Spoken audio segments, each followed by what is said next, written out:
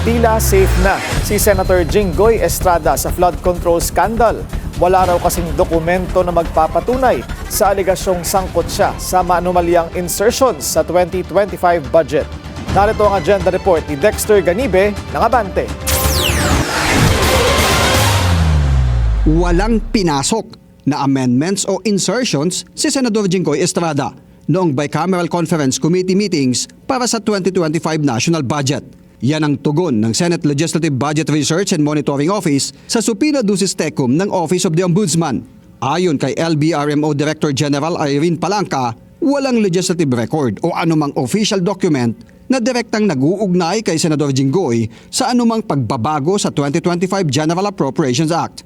Dagdag ni Palanca na anumang amendments ng mga senador ay kinoconsolidate ng Senate Committee on Finance na siyang tatalakayin sa plenaryo. At kapag naaprobahan na niya sa plenaryo ang consolidated amendments, ay hindi ito attributed sa sino mang senador kundi sa Senado bilang institusyon. Suportado naman ni Senate President Pro Tempore Panfilo Lacson ang tugon ng LBRMO sa Ombudsman.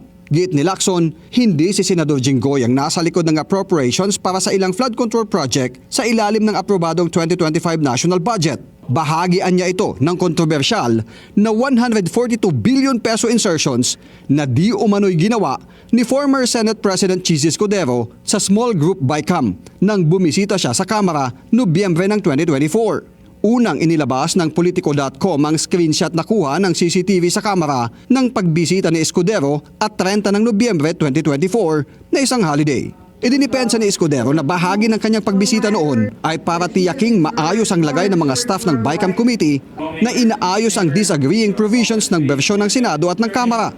Una nang sinabi ni dating DPWH Undersecretary Roberto Bernardo sa isa sa mga pagdinig ng Senate Blue Ribbon Committee na isa umano si Estrada sa tumanggap ng 25% na kickback mula sa halos 2 bilyong pisong halaga ng flood control projects.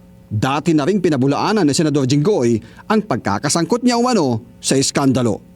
Para sa agenda, Dexter Ganibe, Abante. Manatiling nakatutok sa Bilyonaryo News Channel, sumubaybay sa aming social media accounts at mag-subscribe sa aming YouTube channel para sa mga eksklusibong balita at storya.